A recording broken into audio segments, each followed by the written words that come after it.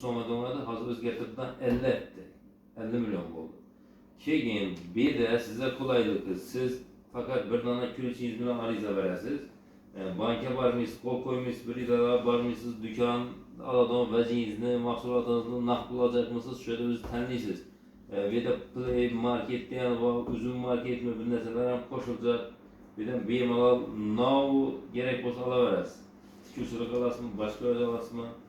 Keyinki etap banka gelseniz, bankta bize de devlet rokatında ötüşeniz gerek, yürürlük kartına başlasanız gerek. Faizlerimiz 18'den başlanadı.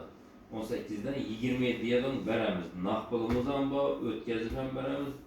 Siz birinci hakimiyet danışıp bize agent var, yazı baladılardan, sizin hakimiyet danışımına uçlaştırarlardan 50 milyon sonlukla arize veririz.